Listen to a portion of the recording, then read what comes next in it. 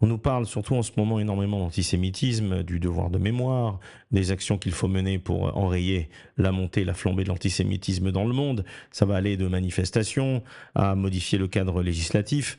Enfin, toutes les actions, on va dire, politiques vers les tiers, d'accord, pour infléchir cette tendance qui est en train de prendre des proportions inquiétantes, qui est la flambée, la montée de l'antisémitisme, peu importe si c'est masqué sous les histoires, sous l'antisionisme entier, peu importe.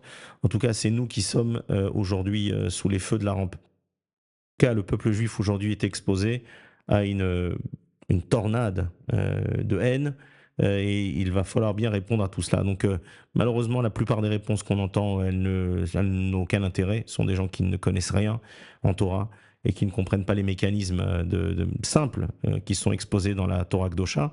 Donc, je vais essayer de résumer un petit peu les choses en expliquant pourquoi on fait mauvaise route depuis si longtemps. Donc sachez que l'antisémitisme, oui, il y a une base, c'est vrai. Il y a une base dans les nations du monde. Qu'on a reçu la Torah, il y a une forme de sina, de haine, c'est exact. Alors pourquoi elle est si élevée en ce moment, au-delà du problème du conflit en Israël, pourquoi est-ce qu'en ce moment on voit les choses de manière si exacerbée? Donc sachez que il y a il y a une notion de balance dans le ciel. C'est-à-dire qu'il y a un moment quand le peuple juif fait trop de fautes, donc les fauteurs du peuple juif, donc ce que j'appelle moi les traîtres, les déserteurs, les parasites, oui, parce qu'on ne les voit pas dans les synagogues. Donc les vrais parasites, c'est ceux qu'on ne voit pas dans les synagogues, qui ne travaillent pas 3 fois par jour, à venir 3 fois aux 3 offices, qui n'étudient pas la Torah, qui ne vivent pas une vie Torah. Donc eux, ce sont les parasites parce qu'ils vivent aux dépens de ceux qui étudient la Torah. Et donc ils vivent aux dépens, oui, leur propre existence, hein, le fait de se lever le matin, il y a un jugement tous les matins avant que la personne reçoive sa neshama en retour, ou ce qui lui en reste en tout cas, pour savoir si elle va vivre ou pas, si elle va revenir. Et sachez que la plupart des gens qui ne sont pas dans le chemin de la Torah reviennent grâce au mérite de ceux qui font tenir le monde. Donc la première des choses, c'est que tous ces gens-là qui vont nous donner des leçons, qui ne sont pas des gens observants, eh bien ces gens-là, chaque seconde donne de la force à l'ennemi, que ce soit à travers tous les commandements négatifs qu'ils transgressent, de manière volontaire ou involontaire. Donc en fait, c'est eux qui vont créer les forces du mal qui vont venir nous attaquer après, qui vont venir tenir le bâton pour Dieu nous en préserve, donner des règlements, des punitions, même si elles doivent être autorisées en haut, mais c'est eux qui les créent. Donc en fait, nous créons nos propres démons et nos propres exécutionnaires ou bourreaux. Voilà. Donc ça, c'est une première des choses. Donc même s'il y a un fond de vrai d'antisémitisme qui est dans les nations, sachez que le gros de l'antisémitisme ou de l'anti-judaïsme, on va dire, vient de nos actions. Donc analyse simple, on a un nombre incalculable malheureusement de gens avec des noms à consonance juive. Certains sont nés d'une mère juive, à consonance juive, qui n'ont rien à faire là où ils sont. Je parle des artistes, je parle des politiciens, je parle du président, l'ancienne présidente de l'Assemblée nationale, je parle des comédiens, je parle des clowns, je parle de tous ces gens-là qui en fait sont des voleurs. Et je vais vous expliquer pourquoi. Sont des voleurs parce que le juif doit être séparé des nations. Nous devons être séparés des 70 nations. Et nous avons un travail à effectuer dans ce monde qui n'a rien à voir avec ce que font les nations et la manière dont elles gèrent leur entertainment, leur plaisir, leur moment de détente, leurs loisirs, leur politique, etc. Donc un juif n'a rien à faire dans un gouvernement, n'a rien à faire dans un parlement, n'a rien à faire à la télévision, n'a rien à faire dans une salle de spectacle, euh, et certainement pas comédien, et certainement pas Letzan, et certainement pas à faire rire tout le monde. Voilà, ça c'est une des choses les plus détestées. C'est marqué dans les Tehillim, dans le premier d'ailleurs, que c'est une des choses qui fait fuir la présence divine, c'est le comique, le sympathique, le comédien sympathique. Donc la chose est simple, c'est que quand les nations du monde, elles ont leur propre nation, chacune avec l'un de ses 70 ministres orange qui sont en charge d'elles, et quand elles voient qu'en fait c'est leur domaine, et que tout ça est trusté par des gens qui ont des noms à consonance juive, qui ne sont pas juifs dans le sens de la halakha, puisque la plupart, quasiment tous, même ne respectent pas Shabbat. C'est le minimum du minimum, et on sait, la halakha, elle est claire, et même les plus mékélim, même les plus lenient, les plus lénients, ou les plus coulants des rabbinim disent que tout celui qui ne respecte pas Shabbat est considéré comme un non-juif, donc il perd tous ses droits jusqu'à ce qu'il fasse teshuva. Donc il ne peut pas faire Kaddish, il ne peut pas monter à la Torah, il ne peut pas ouvrir du vin qui n'est pas mévouchal, sa cuisine, etc. En fait, il a un digne de non-juif, il a un statut de non-juif, et donc on ne peut plus le considérer comme un juif. Donc comprenez bien qu'en fait, on a des, entre guillemets, des juifs qui ont été déculottés, des juifs qui ont perdu leur statut, qui n'ont plus d'âme juive, qui ont un effet animal, qui ont un niveau basique d'existence animale, d'accord, qui ont perdu leur chelek elokam imal, ils ont perdu, en tout cas ces deux côtés, qui n'ont plus de tselem elokim, ils n'ont plus l'image de Dieu sur eux, d'accord, qui portent des fautes terribles. Et ce sont ces gens-là qui se font passer pour des juifs. Et pour les nations du monde, ça, c'est la communauté juive. Voilà. Donc le problème, c'est quand on voit ces gens-là qui se comportent de la manière dont ils se comportent, et même si forcément, vis-à-vis des nations, on va dire qu'ils ne transgressent pas de loi ou qu'ils se comportent correctement, je ne veux pas parler des pires, d'accord ? Eh bien, les nations du monde, elles savent par en haut, elles savent d'en haut, qu'ils ne sont pas à leur place et que leur place, elle est à l'étude. C'est-à-dire qu'il y a un avion, il y a des gens qui sont là pour le piloter, il y a des gens qui sont là pour s'amuser dans les cabines. À l'intérieur. Donc nous, on est supposé être dans le cockpit, à travailler, à piloter l'avion. On n'est pas censé être à l'arrière avec les passagers en train de regarder des films et manger du popcorn.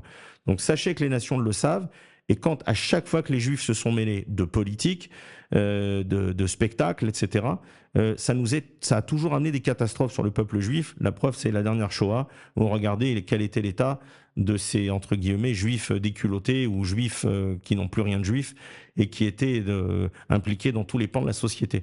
Donc le fait de dire que oui, les juifs, on a je sais pas combien de prix Nobel, etc., c'est anti-Torah à la base. Un juif, il n'a rien à faire dans les prix Nobel.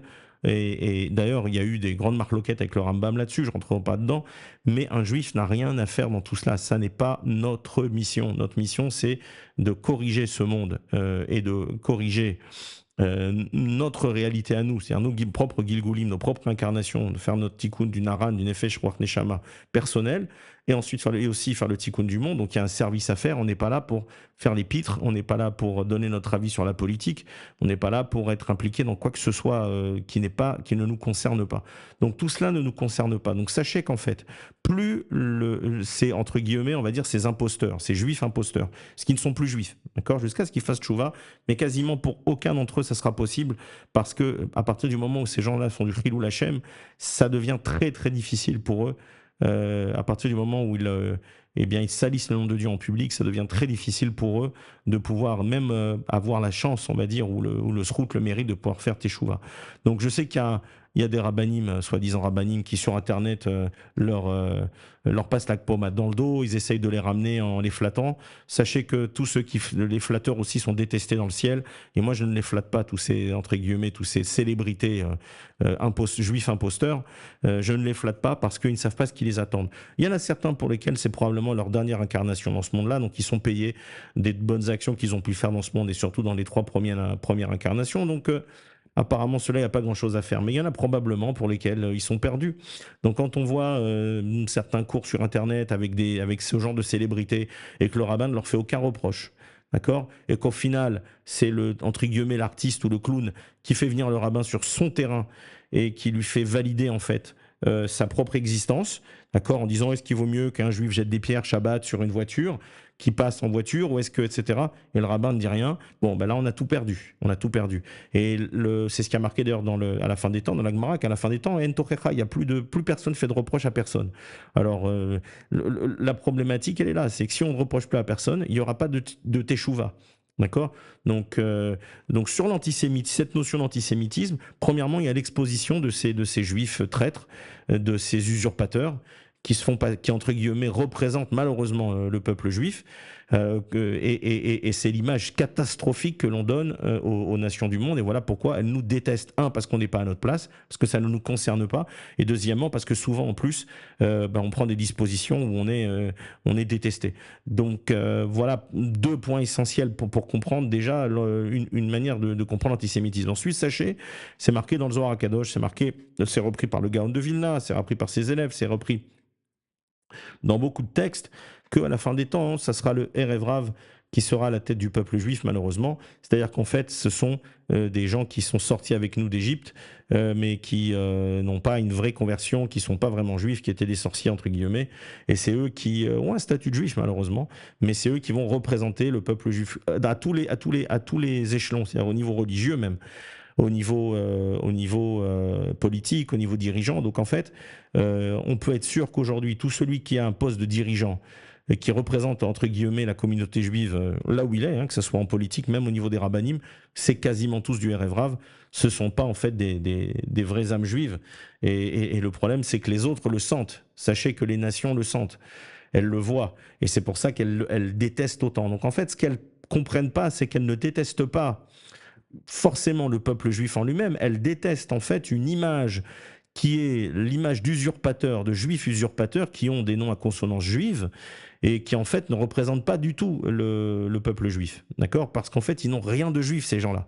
Ils n'ont rien de plus de juifs que les gens qui les détestent de l'autre côté, parce qu'ils ont une pratique zéro. Donc être juif en ayant une pratique de Torah zéro, ce n'est pas être juif. Voilà, il n'y a pas plus clair que ça. Même s'il y a des textes qui disent qu'on reste juif, ça c'est pour le jugement. Donc à la fin, ils seront jugés comme juifs, déserteurs, traîtres et comme je dis aussi, parasites. Voilà. Donc ça c'est une première chose. Donc regardez ce qui va se passer. Donc qu'est-ce qu'on essaie de faire? Comme on ne veut pas faire le travail, c'est-à-dire qu'en fait Dieu nous dit, tu fais le travail, d'accord? Donc tu deviens religieux, tu observes les commandements, tu deviens un vrai juif, tu te sépares. D'accord? Ta maison, c'est la synagogue et le Beth Midrash. Si tu dois travailler, tu travailles, mais tu reviendras toujours au moins 1 à 2 fois par jour dans ta maison qui est le Beth Midrash, l'endroit où on enseigne la Torah, et la synagogue pour prier. Donc ça, c'est ta vraie maison. Donc si tu comprends cela, que tu fais cela, tout ira bien. D'accord? Et Dieu fera en sorte qu'on sera protégé et qu'il n'y aura pas, entre guillemets, d'anti-judaïsme, antisémitisme, comme on appelle ça, et que quelque part, on n'a pas à être inquiété. Par contre, quand on fait le contraire, oui, on a à s'inquiéter et s'inquiéter gravement. Donc qu'est-ce qu'on va faire? Au lieu de revenir vers Dieu, comme c'est marqué dans la Torah, puisqu'on se prétend juif mais on n'a jamais ouvert un livre, hein, eh bien ce qu'on va faire, on va forcer les autres à nous aimer. Donc ça va prendre plusieurs directions. La première, ça va être faire voter des lois, voilà, qui va encore empirer l'antisémitisme. Ça va être de poursuivre légalement n'importe toute personne qui va avoir un propos de travers. Et ça devient même à la rigueur risible, tellement c'est une chasse aux sorcières. Ensuite, alors on réclame pour nous le droit de la liberté de penser, la liberté de parler. Par contre, elle la refuse aux autres. Donc je suis contre notamment toutes les lois sur le révisionnisme, sur les lois contre la Shoah, sur l'antisémitisme. On n'a pas besoin de tout cela. Si on se comporte en juif, on ne sera pas traité de sale juif. Voilà. C'est quoi être sale juif? En fait, comprenez bien que quelqu'un qui traite un juif de sale juif, ça n'est pas anodin. Pourquoi? Parce que un juif est censé se sanctifier, donc il est censé se monter spirituellement dans son comportement, et donc au niveau de sa physicalité et au niveau de sa spiritualité. Et en fait, un ennemi, un sonné Israël qui va traiter un juif de sale juif, c'est parce que lui, on lui a dit en haut, il a aussi quelqu'un qui est au-dessus de lui, d'accord, qui va voir que entre guillemets le juif qui est en face n'a plus le Tselem Elohim, il n'est plus fait à l'image de Dieu et qui n'a plus il n'a pas cette spiritualité, qu'il est considéré comme un animal parce qu'il a perdu cette sainteté que Dieu lui a donnée à la création. Et donc automatiquement, qu'est-ce qu'il lui dit? Sale juif, ça veut dire tu es un juif sale, tu es un juif qui est tombé dans la clipa, dans les forces du mal. Et donc je te le dis. Donc au lieu de prendre ça mal, on devrait prendre ça comme une alerte. Tiens, si quelqu'un peut me dire sale juif, c'est que quelque part, je n'ai plus le tselem je n'ai plus l'image de Dieu. Quelque part, je ne suis pas là où je devrais être. Quelque part, je ne suis pas, on ne m'aime pas dans le ciel, parce que sinon on m'aurait pas laissé me faire traiter comme ça de sale juif. Donc, la réaction, ça va être tout de suite de crier à l'antisémitisme, mais par contre, en aucun cas, on va aller faire une introspection pour savoir, mais pourquoi on m'a dit ça? Voilà. Donc sachez que les nations, quand elles traitent quelqu'un de sale juif, c'est parce qu'elles voient qu'il est sale. Elles voient que la personne est tombée dans la saleté, dans les forces du mal, dans la clipa, et qu'elle ne devrait pas, qu'elle est là où elle ne devrait pas être. Donc c'est comme le pilote si le pilote maintenant, les pilotes qui sont dans le cockpit, ils sortent et ils se mettent à faire la fête avec les passagers en première ou en business, je ne sais pas exactement, et qui se mettent à boire de l'alcool, etc., et qui commencent à aller un peu trop loin, je pense que les passagers vont commencer à les enguirlander sérieusement en leur demandant de reprendre leur travail. Alors on est un peu dans le même esprit, voilà. Donc ça c'est une première chose. Donc évidemment, on va parler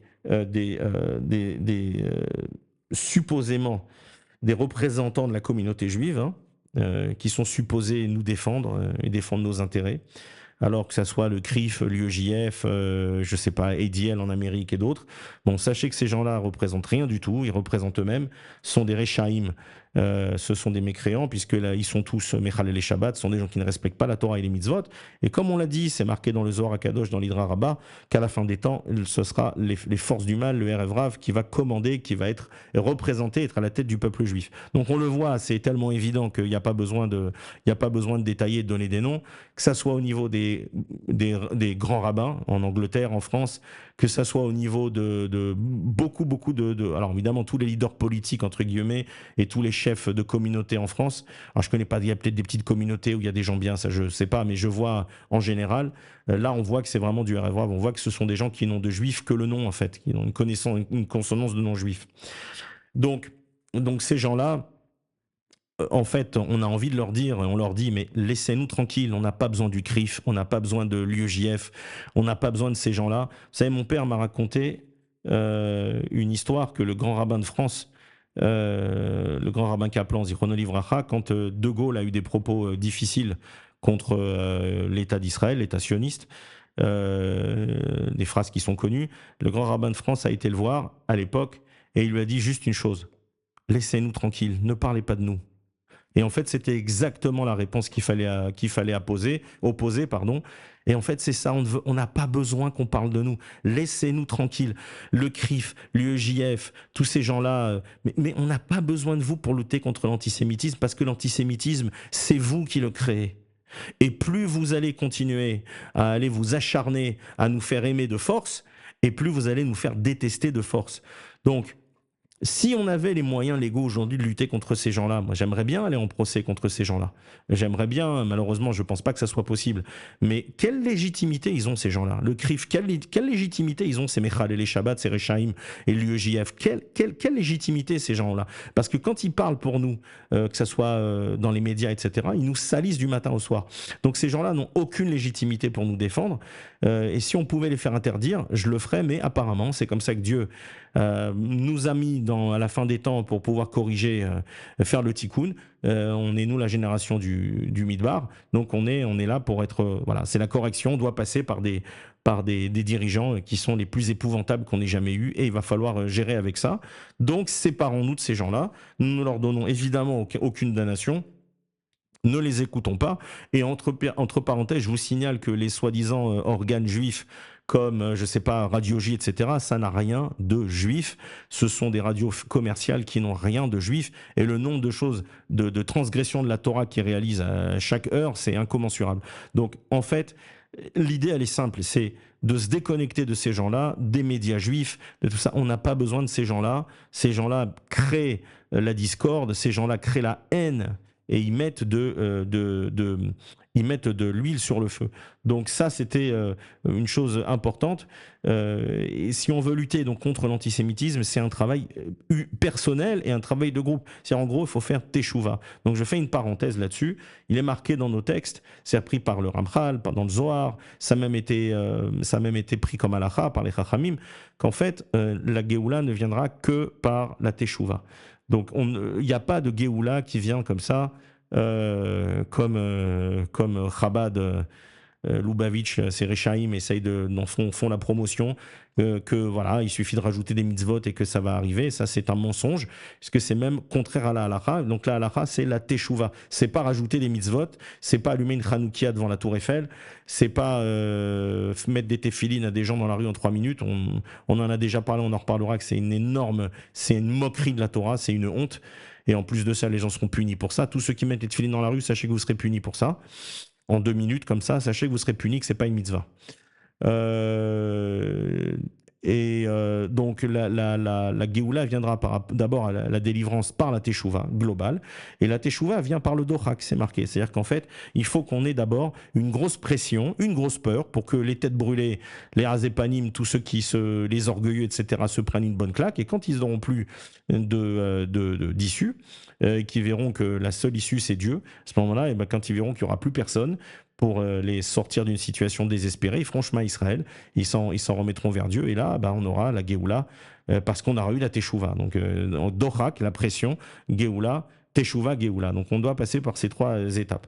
Donc sans aller trop loin sur le phénomène antisémitisme, les nations qui nous détestent, il y en a. Les gens qui nous détestent, il y en a. Ceux-là, ce ne sont que l'expression, les outils d'expression que Dieu a envoyés pour nous faire réagir. Et chas v'shalom, pour nous punir, à défaut, si on n'a toujours pas fait teshuva. Donc ça sera par exemple eux qui vont amener le dohak, qui vont amener la pression sur le peuple juif pour nous pousser à faire teshuva.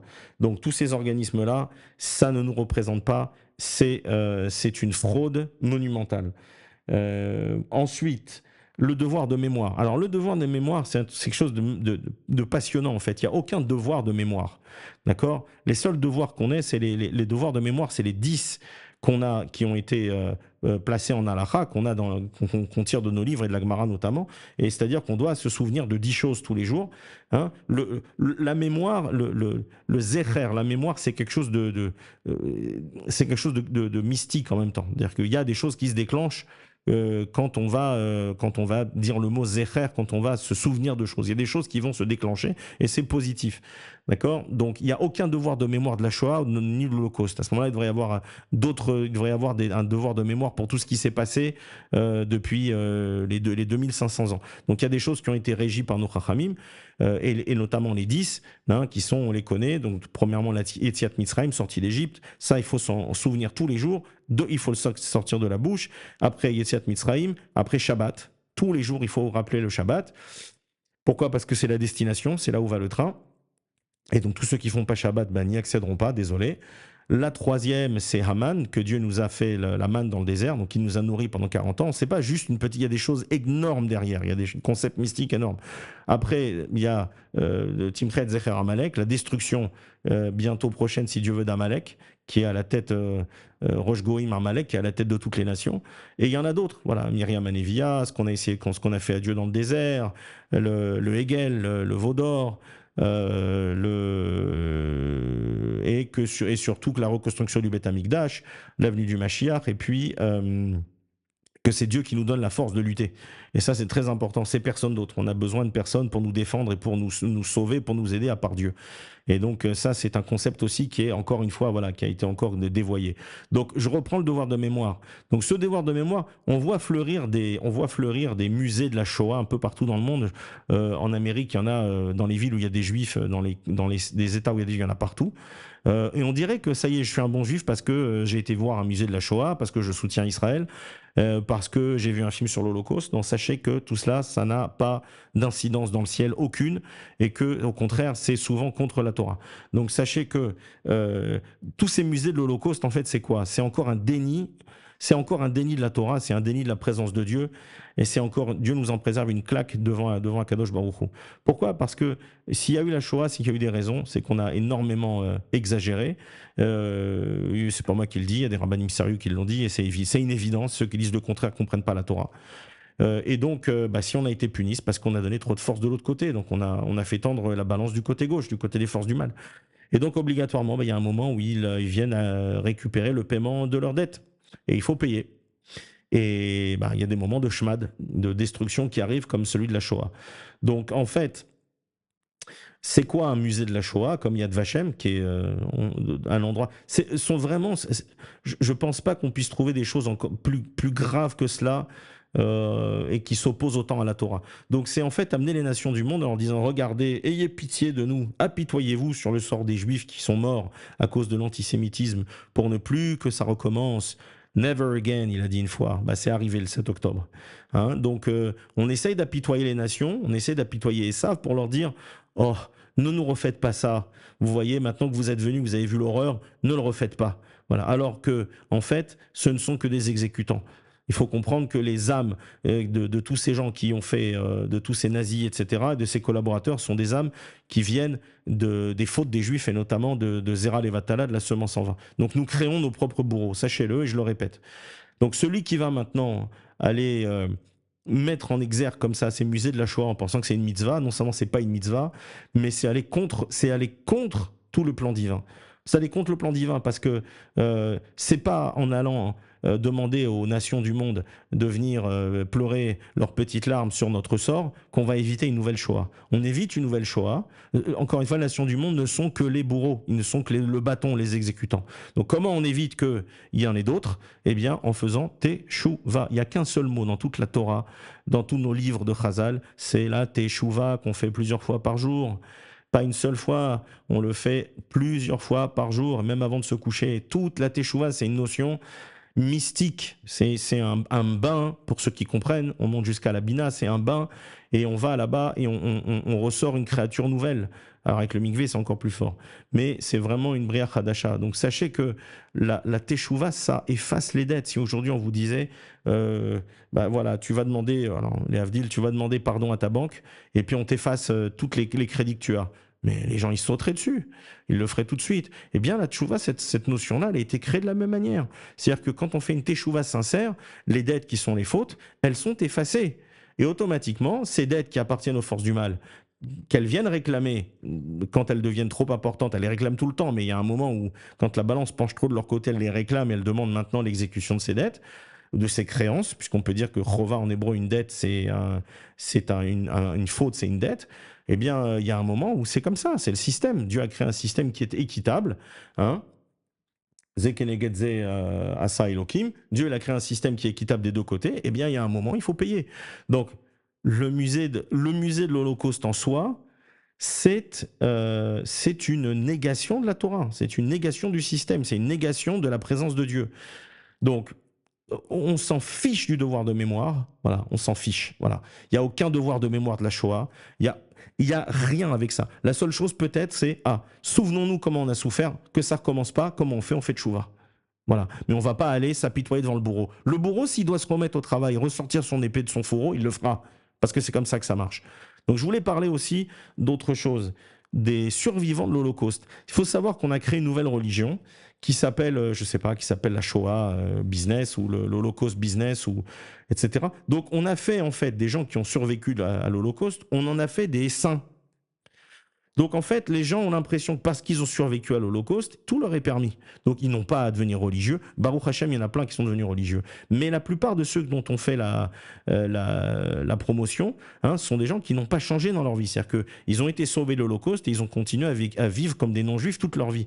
Donc cette nouvelle religion du Nitzolei Shoah, du Holocaust Survivor, etc., c'est une hérésie. C'est une hérésie. C'est-à-dire qu'en fait, ces gens-là, je vais choquer, ces gens-là n'ont même pas eu le mérite de mourir pendant la Shoah. C'est-à-dire qu'en fait, s'ils étaient morts pendant la Shoah, ils seraient morts al Kiddush Hashem et ça aurait effacé une grande partie de leur faute. Là, il y a une discussion, tout ou pas, peu importe à quel niveau, je rentre pas dedans. Mais en tout cas, ils auraient une situation, mais des milliards de fois meilleure que celle qu'ils ont actuellement, c'est-à-dire d'avoir vécu une vie sur Terre en ayant été sauvé une première fois et en se comportant comme un animal, en se comportant comme quelqu'un qui n'a pas voulu accomplir la Torah et les mitzvot, qui est encore un parasite, qui n'a pas voulu accomplir son travail. Donc je n'ai aucun respect pour les rescapés de l'Holocauste qui n'ont pas vécu en juif. Je n'ai aucun respect. Voilà, mais strictement aucun. Et ça ne leur donne aucun passe-droit. Et je vous le dis, dans le ciel, ça ne leur donne aucun passe-droit. C'est-à-dire, ils ne vont pas arriver en disant « Ah, j'ai pas fait Torah en mitzvot, mais je suis rescapé de l'Holocauste. » Ben, ça ne marchera pas du tout. Ça ne fonctionne pas. Voilà. Donc, sachez par exemple que donc tout ce business, en fait, parce que je dis on a créé une nouvelle religion, après je vous parlais de Simone Veil, mais on a créé une nouvelle religion. C'est-à-dire qu'en fait, ça a été le travail du sionisme. Il y a beaucoup de concepts que j'amène maintenant. Le sionisme, c'est un concept du nouveau juif. C'est-à-dire qu'avant, il y avait le juif qui était honteux, qui était, on va dire, blâmé, brimé par les nations. Mais ça fait partie de notre punition. C'est-à-dire que Dieu nous a promis dans la Gemara, Ketubot, je crois, page 110, il nous a promis que les nations ne nous feraient pas trop de mal. Donc Dieu nous protège. Mais le problème, c'est que il y a, malgré tout, dans le cas de la réparation, il y a la galoute. C'est-à-dire que la déportation ou l'exode ou l'exil de vivre au milieu des nations où on n'a pas les mêmes droits, où on n'est pas traité de la même manière, ça fait partie de notre paiement. Ce qu'on appelle des issourines. C'est-à-dire que quelqu'un aujourd'hui qui a fait de chouva, il va malheureusement avoir des épreuves, hein, des petits problèmes, des souffrances, etc. Parce que c'est la manière d'expier et de payer. Il y a des dettes. Même si on a dit que la teshuva, il fasse tout, mais il y a une réparation à faire. Il y a une réparation à faire. Donc ça, c'est la différence entre la teshuva et les tikkunim. Donc il y a des choses à faire. Donc, on a créé un nouveau juif, c'est-à-dire qu'avec la Haskalah, le mouvement des Lumières vers le milieu du 19e siècle, on a créé un nouveau juif. C'est-à-dire que c'est peut-être aussi venu de la Révolution française où on a donné l'égalité des droits à tous les citoyens. Et je crois que c'est la pire des choses qui nous est arrivée, de la même que le décret Crémieux en Algérie, qui a fait des juifs algériens les pires des non-religieux du monde sfarade. Et encore une fois, j'ai pas de haine dans mes propos, ce ne sont que des constatations. Mais, et Baruch Hashem, ça change. Mais ça a fait des juifs algériens ou français, voilà, parce que voilà, ou des juifs français qui sont devenus français en Algérie, ça a fait d'eux des gens mais épouvantables, au niveau de la Torah, épouvantables, des gens qui ont tout arrêté, tout abandonné. Et idem, à partir de la Révolution française, et idem, parce que les pays, je crois qu'en Allemagne, c'est arrivé un peu plus tard, mais c'est aussi une conséquence de l'égalité des droits, à partir du moment où on nous considère, quand ils savent, notre frère, il vient nous voir en frère, et pas en ennemi, je crois que c'est la pire des casquettes possibles. Donc il est là, il est gentil avec nous, et automatiquement, on faute. Pourquoi ? Parce qu'on doit se séparer d'Esav. On n'a pas à être avec Esav. Donc on est sous, malheureusement, son autorité parce que c'est comme ça, d'accord ? Mais pour faire en sorte que les choses se passent bien et elles soient le plus courtes possible, si on se comporte comme un vrai juif, Torah, mitzvot, études, etc., et vraiment, vraiment, vraiment respecter la Torah et ne pas se mélanger aux nations, eh bien, on va écourter le délai d'exil et on va avoir la rédemption. Et malheureusement, c'est pas ce qu'on fait. Donc, ce qu'on essaye de faire, c'est ce qui a été le contraire pendant toutes ces années, depuis la Haskalah, depuis donc Mendelssohn, qui a été le premier juif qui était apparemment qui avait des connaissances rabbiniques et qui a été le premier à l'université. On a commencé la catastrophe. La Shoah, elle vient de là. Elle vient du démarrage où on commence à être comme les autres. Donc on veut aller à l'université, on veut être éduqué de la même manière par l'éducation des Saves et pas l'éducation de la Torah. Et puis on abandonne qui on est. Et puis au final, voilà, Dieu va nous le rappeler. C'est-à-dire que c'est ce qu'on dit souvent, c'est que si on fait pas Kiddush, c'est les non-juifs qui nous feront faire la Havdalah, la séparation. Et en fait, on doit se séparer. Donc en fait, toutes les mesures qui ont été prises pendant l'Holocauste, quelque part, si elles étaient bien comprises comme des signaux, on aurait peut-être pu l'éviter. Je ne sais pas. Mais par exemple, l'étoile jaune, c'est quoi ? C'est vous ne voulez pas être juif et montrer que vous êtes juif, je vais vous mettre une étoile pour bien vous montrer et que tout le monde sache que vous êtes juif. Parce que selon la halakha, on doit se séparer. On doit, il y a des règles. Si les non-juifs ont des chaussures marron, on doit mettre des chaussures noires. S'ils ont des chaussures noires marron, etc., etc. Donc un juif dans l'habillement doit être reconnaissable de loin. Donc ça fait partie de la halakha. Donc on n'a pas voulu. Alors Dieu nous a mis, vous voyez les choses comment elles arrivent graduellement. C'est-à-dire que on nous donne des signaux et on comprend pas. Donc l'étoile juive, c'était pour dire vous voulez pas vous séparer. Moi, je vais vous séparer. Pareil pour les ghettos. On nous a mis en ghetto, etc. Pourquoi ? Parce qu'on n'a pas voulu nous-mêmes être en ghetto. Et le juif doit vivre en ghetto. Là où il est, même ceux qui vivent en Israël vivent dans des quartiers religieux, dans des villes religieuses, et on essaye de ne pas vivre au milieu des non-religieux. D'accord ? C'est extrêmement détrimental pour la neshama d'un juif religieux.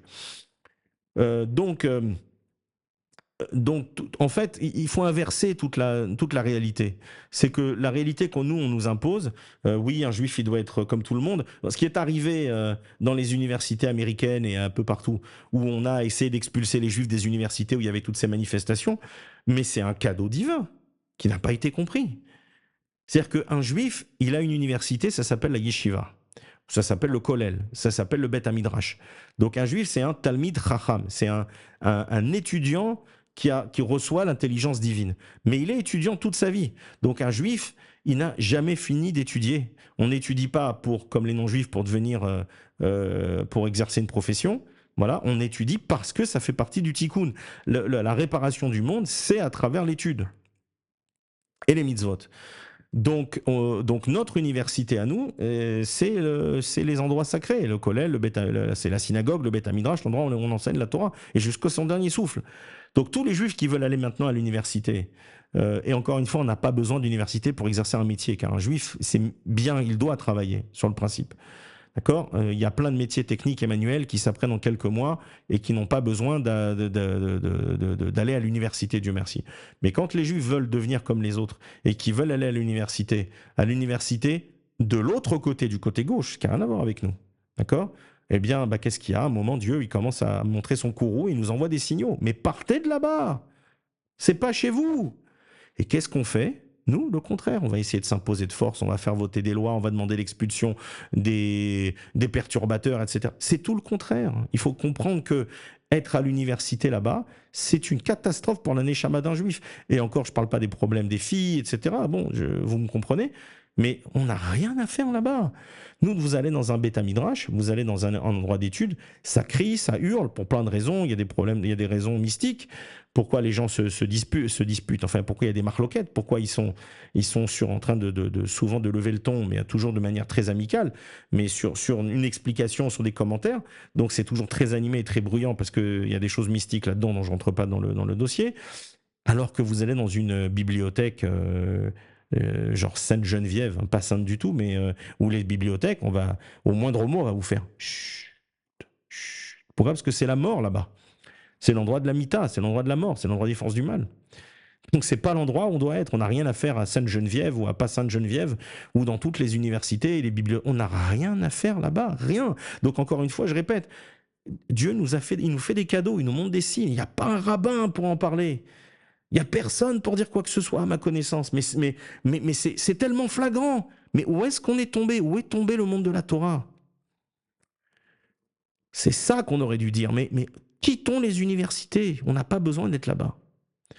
Donc ça, c'était le problème de l'éducation qui malheureusement, parce qu'à partir de 20, 22, 23 ans, si quelqu'un n'a pas étudié la Torah, c'est quasiment impossible. C'est très très dur de vous mettre à 24, 25 après, à commencer à apprendre, à commencer à étudier, à lire l'hébreu, à commencer. C'est un travail colossal.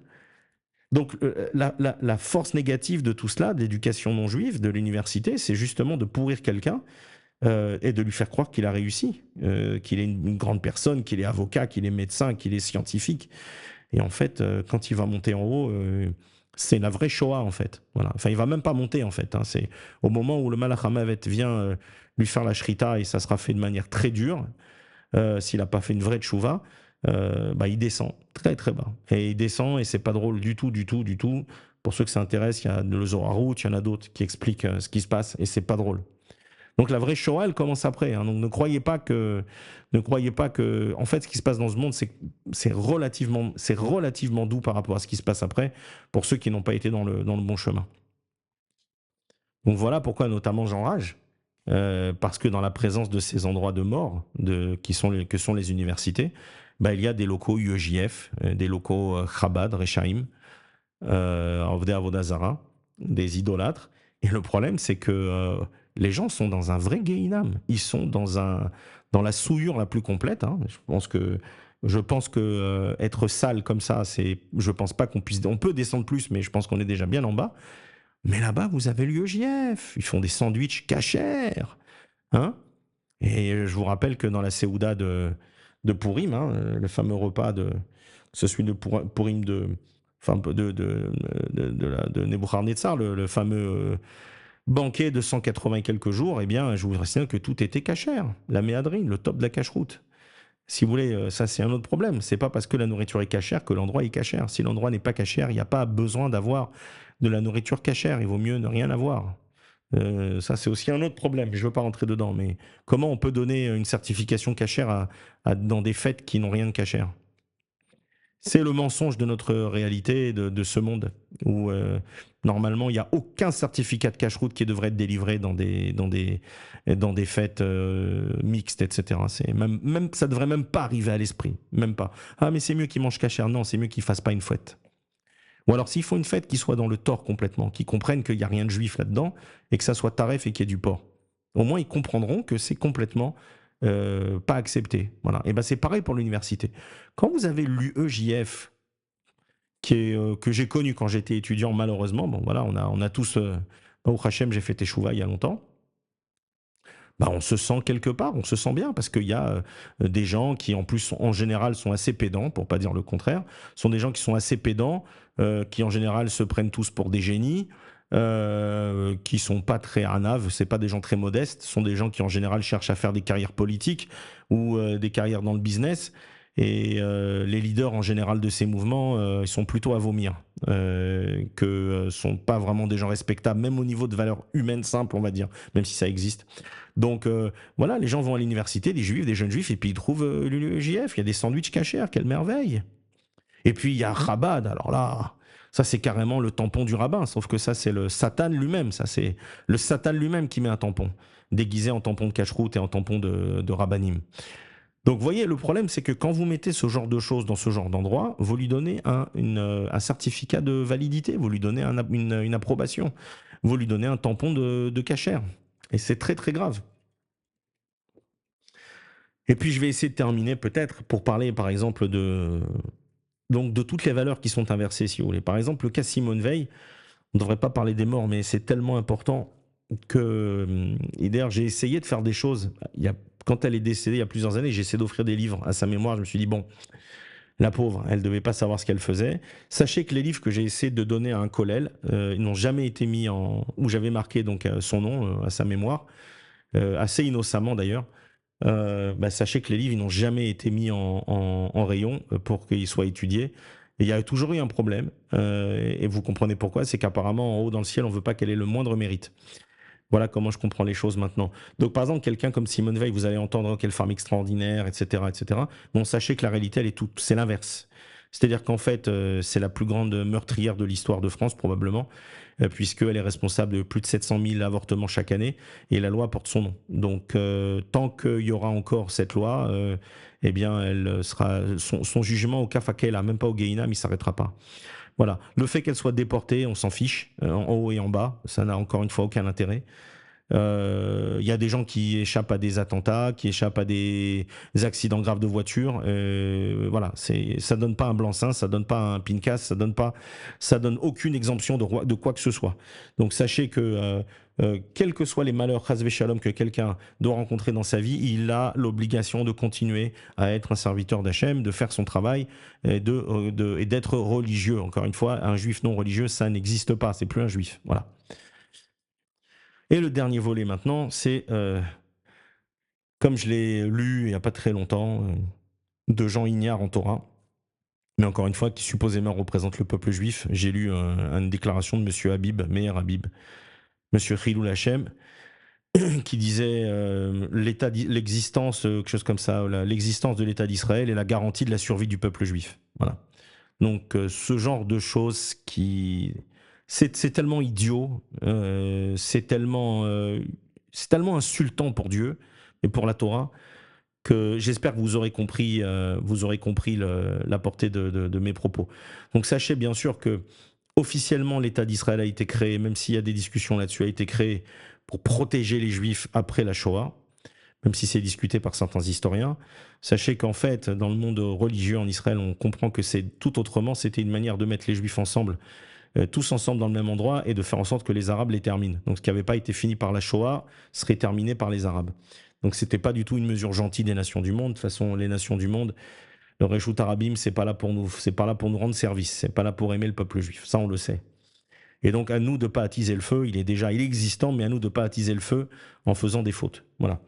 Donc l'État d'Israël n'est en rien la garantie de quoi que ce soit pour le peuple juif. Non seulement c'est pas la garantie de survie du peuple juif, puisqu'on a survécu plus de 2000 ans, même presque plus, sans l'État d'Israël. Voilà. Un État laïque, sioniste, non laïque, sioniste, anti-Torah, où on dit qu'il n'y aura pas de halakha. La halakha ne règne encore une fois. Netanyahou Aracha a dit que ne vous inquiétez pas, je suis associé avec des religieux, enfin soi-disant religieux, mais il n'y aura pas, la loi juive ne régnera pas dans ce pays, ça sera la loi laïque, la loi contre la Torah.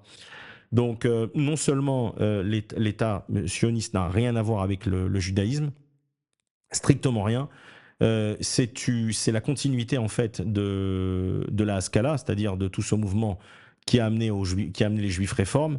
Il y avait par exemple à New York, quand les Juifs sont partis de Russie et de Pologne à cause des pogroms, de mémoire, il y avait 200 synagogues à New York, et je crois qu'il y avait 182 synagogues réformes. C'est pour vous montrer l'état de la catastrophe, déjà en 1900 et quelques, au début du XXe siècle. Donc sachez que la continuité logique en fait de ce mouvement réforme, de judaïsme de réforme, qui n'est pas un judaïsme, qui est une autre religion, et la Torah n'est pas une religion, donc c'est une avodah zara, ni plus ni moins. Donc la continuité, c'est le sionisme. Donc on a remplacé les boîtes de tzedaka à l'époque, qui étaient pour les gens avaient tous des boîtes de tzedaka pour donner aux Talmidei Chachamim qui étudiaient en Israël. Ça a été très intelligemment remplacé par le serpent, le KKL, qui a fait des boîtes de tzedaka, et petit à petit les gens, au lieu de donner aux Talmidei Chachamim qui étudiaient la Torah en Israël sans avoir besoin qu'il y ait un État, ça a été remplacé par le KKL. Donc sachez que tous ces organismes-là, et donc encore une fois le sionisme, c'est encore une claque, une des pierres du Erev Rav. Je crois que c'est même si encore une fois derrière les manettes, au 2e, 3e, 4e niveau, on ne sait pas, il y a Dieu qui pilote tout. Mais nous, on est obligé de voir au premier niveau ce qui se passe. Donc sachez que c'est pas notre drapeau, sachez que c'est pas notre hymne national, sachez que ça n'a rien à voir avec la Torah, le sionisme. Sachez que 100% des juifs haredim en Israël, je ne parle pas des sionistes religieux dont je vais vous parler dans quelques secondes, mais les haredim sont anti-État État sioniste, voilà, sont contre l'État et prient tous les jours. La Minim et la Malchinim, Altei Tikva, ont prié tous les jours pour qu'ils disparaissent, pour que l'État disparaisse. Donc évidemment qu'on ne s'incorpore pas dans l'armée, on n'a pas le droit d'aller soutenir, mettre sa vie en danger, celle de ses enfants, pour aller soutenir un État qui perdure à aller contre la Torah, à autoriser des gay pride, enfin tout ce qui est anti-Torah sur la Terre Sainte. Donc non seulement, donc je vous dis encore une fois, c'est la continuité du judaïsme réforme. Donc en étant la continuité du judaïsme réforme, c'est un État, encore une fois, anti-Torah, qui se veut égalitaire pour tous, mais au final, et je vais peut-être finir avec ça, il faut comprendre que le sionisme religieux, c'est une aberration, parce qu'en fait, on ne peut pas être nationaliste pour un État anti-Torah, un État qui a fait du mal à la Torah et qui continue, et en même temps être soi-disant religieux. Donc sachez que le vrai monde haredi, le monde religieux en Israël, ne reconnaît pas les sionistes religieux. Je ne dis pas qu'il n'y a pas des gens bien, je dis qu'il y a beaucoup de gens perdus et des gens qui sont sous influence. Alors ça peut être un tas de choses psychologiques, ça peut être autre chose, mais c'est des gens sous influence. Donc sachez que les leaders, tous les rabbins leaders du sionisme religieux ne sont pas reconnus, on ne les reconnaît pas. Sachez que la prière pour l'État d'Israël qu'on nous a magiquement imposée dans les années, je crois, 60 ou 70, parce qu'on a été élevé avec ça. C'est une prière qui a été écrite par quelqu'un qui n'était pas kadosh du tout et qui était le rabbin général de l'armée d'Israël. Et sachez que ça n'a rien à voir avec la Torah. Et donc, quand on ouvrait, malheureusement, le problème, c'est que on nous a fait passer le sionisme pour quelque chose de sain. Donc, on ouvrait le Echal, le Echal et le Shabbat, et on disait une prière pour l'État et pour l'armée.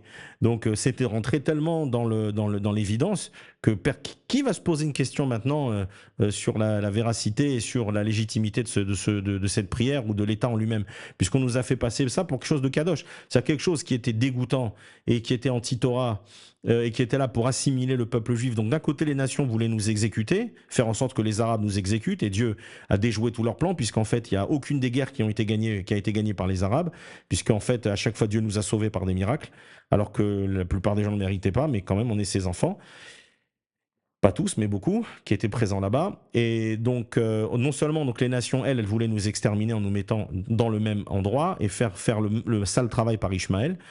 Et le RF Raveux, c'est-à-dire tous les sionistes, donc tous les dirigeants sionistes, anti-religieux, eux avaient la même vision, c'est-à-dire d'annihiler, et c'est ce qu'ils veulent encore faire, d'annihiler les juifs religieux et de faire un battle bichichim, de faire en sorte qu'on soit avec tellement de peu de gens pas religieux qu'on allait tous devenir pas religieux. Ce qui a été le cas, puisque pendant des années et des années, malheureusement, il y a énormément de juifs séfarades et ashkénazes qui ont perdu toute trace de Torah, qui savent même pas faire Shema Israël. Et c'est marrant parce que quand vous êtes en Israël et vous parlez avec des gens, ils vous voient religieux, alors ils vous disent, mais vous savez que mon grand-père en Pologne, c'était un grand rabbin et un tzaddik. Et un autre, il va vous dire, moi, mon grand-père au Maroc, c'était un... Mais eux, en fait, ils n'ont plus rien. Et c'est ça qui est incroyable. Donc ils ont encore une ficelle qui les rattache, et le Zohar, il dit que par le mérite des tzaddikim, donc des ancêtres, les petits-enfants ou les arrière-petits-enfants feront tchouva. Donc ça, c'est une garantie parce que Dieu aime ceux qui l'ont servi. Et donc, comme il n'y a rien de pire, c'est Gog et Magog de voir Dieu nous en préserve, les enfants, les petits-enfants, et la lignée complètement quitter le jus de la Torah. Et donc, Dieu les fera revenir au bon moment. Voilà. Mais donc, pour revenir à tout cela, donc sachez qu'en fait, on nous présente plein de facettes du judaïsme, entre guillemets, qui sont toutes fausses, qui sont anti-Torah et qui sont de la Avodah Zarah. C'est-à-dire que vraiment, aujourd'hui, il y a un Rav en Amérique, le Rav Shapiro, qui parle beaucoup sur le sionisme, et je pense qu'il a des propos très intéressants et très véridiques. Il explique, et il a raison, qu'aujourd'hui, on a transformé donc c'est le juif, entre guillemets, qui était sous direction, qui était blâmé comme ça, on l'a transformé en un juif fier, qui a son armée, qui est la Startup Nation, etc. On l'a transformé en un juif super-héros, et c'est pas du tout ce que Dieu veut de nous, mais pas du tout, du tout, du tout. Donc cette transformation, elle est à travers supporter l'État d'Israël. Donc en fait, je n'ai plus besoin de faire le travail, je n'ai plus besoin d'aller prier 3 fois par jour d'être un juif religieux, il suffit d'être un juif sioniste. Et Dieu, il m'aime. Donc je supporte l'État d'Israël, je supporte le drapeau, je suis même prêt à aller m'enrôler dans l'armée s'il faut pour défendre mon pays et mes frères. Ce qui est complètement ridicule et qui n'a aucun sens.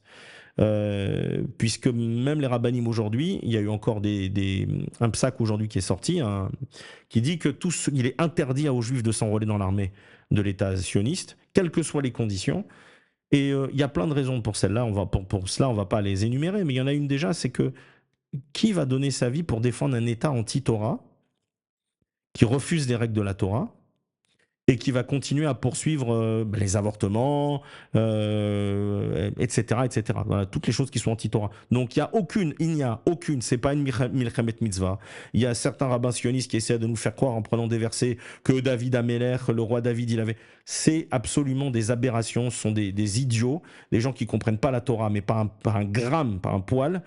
Et qui essayent de nous trouver des versets qui vont assaisonner à leur sauce de sionisme religieux.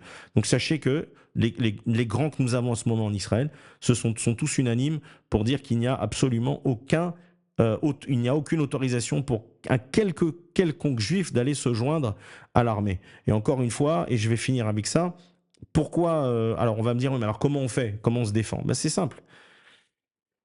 D'abord, c'est une grande mitzvah d'habiter ici.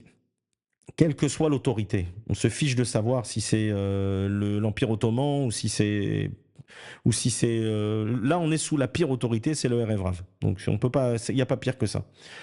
Donc sachez que ça reste une grande mitzvah d'habiter sur la terre d'Israël. Maintenant, de s'associer avec la Knesset à Aroura, c'est-à-dire les 120 députés.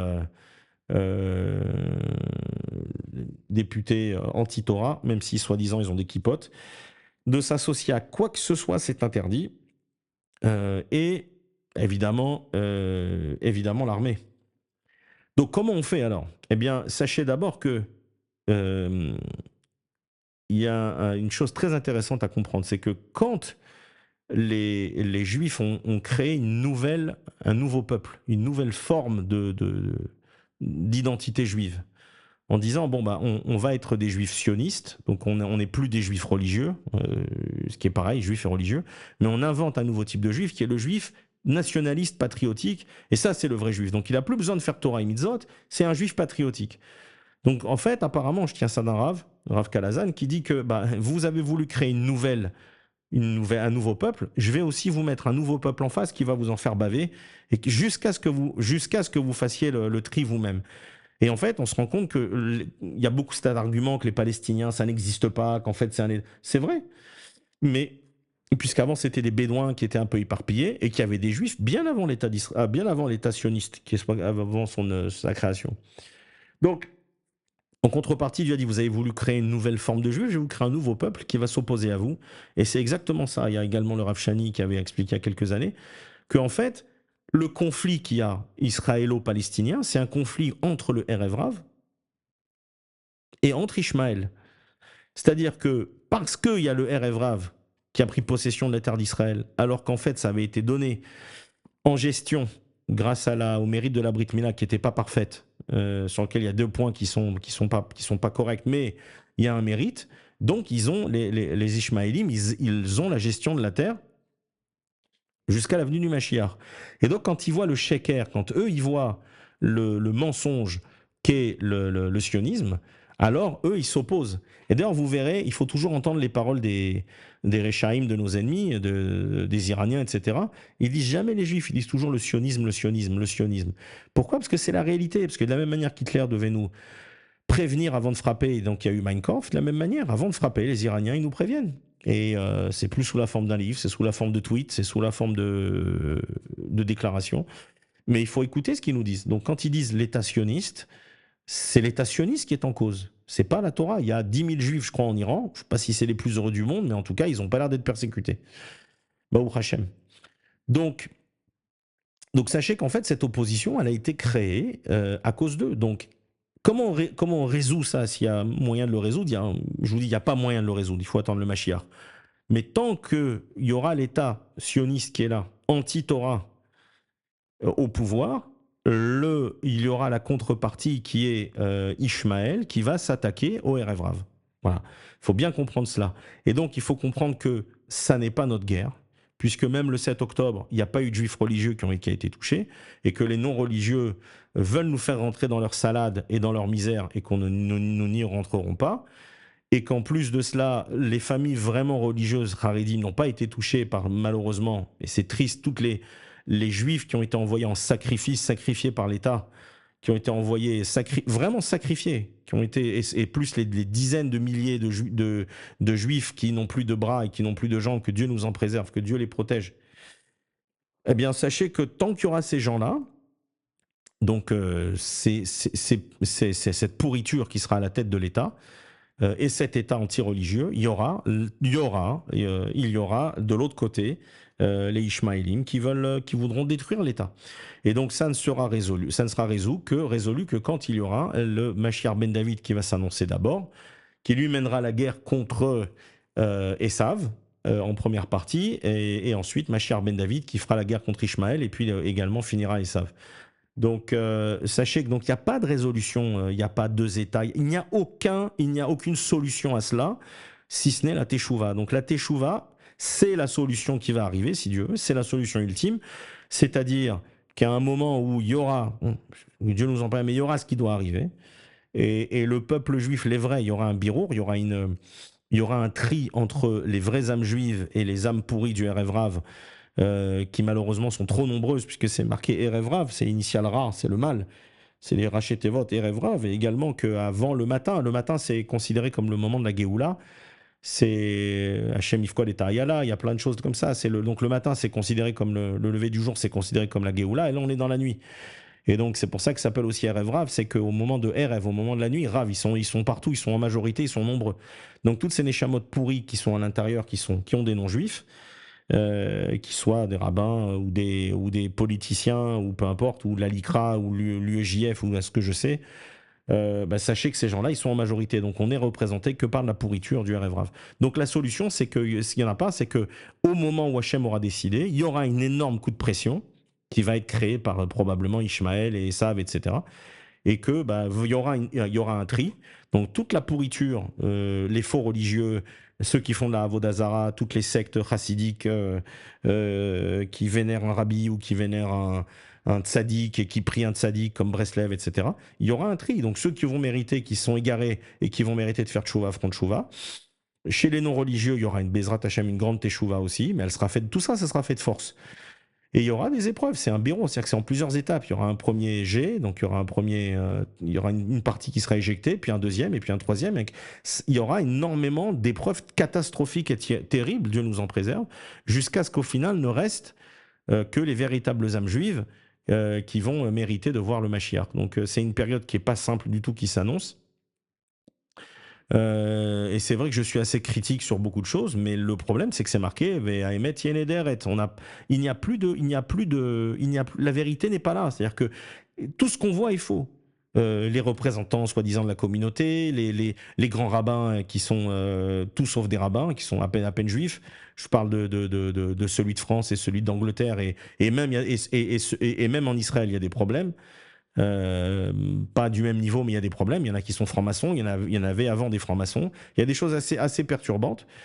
Et il y a beaucoup de gens qui ne sont pas à leur place. Donc il y aura un birour, il y aura un tri, il y aura un tri énorme. Voilà, j'ai été long. J'espère que vous tirez les enseignements de tout cela. C'est pas des choses qu'on comprend le premier jour. C'est beaucoup d'études. C'est beaucoup d'écouter. Il y a quelques rabbinim sérieux qui en parlent. Malheureusement pas assez, mais c'est aussi écouter des rabbinim, surtout en Israël, quelques rabbinim qui ont vraiment une irat Hashem, qui ont la crainte de Dieu et qui nous mettent sur la voie. Il y en a quelques-uns, le Rav Shaket Boadana, le Rav Yitzhak Cohen, le Rav Yinon Kalazan, qui est très dur en ce moment, mais c'est magnifique de voir quelqu'un, un Rav avec autant de verve. Mais quelques rabbinim, le Rav Meir aussi, Eliaou, et quelques rabbinim comme ça qui sont à la recherche de la vérité. Bon, le reste, il y a beaucoup de gens qui sont là pour la gloire, pour l'argent, pour les postes. D'ailleurs, vous regarderez qu'on n'a pas de grand rabbin d'Israël, ce qui est bien d'ailleurs, Dieu merci, parce que c'est des histoires internes. Ça va être mon frère, et ça va être mon fils, et ça va être... Et que même ça, c'est un gros problème, c'est que quelqu'un qui connaît personne, même si c'est un grand Talmid Racham en Israël, il n'aura pas de poste de rabbin. Pourquoi? Parce que c'est un jeu de cartes et c'est un jeu de cette famille, c'est distribué entre familles. Donc tout ce système-là, il va tomber. Ceux qui auront le mérite de faire tchouva, bah, tant mieux. Ceux qui n'auront pas le mérite, eh ben, c'est comme ça. Mais sachez qu'il faut tout renverser. Tout ce que vous pensez être vrai en général est faux. Et tout ce que vous pensez être faux en général, voilà. Et les réponses, elles sont dans nos textes. Baruch Adonai, Le'olam, Amen ve Amen.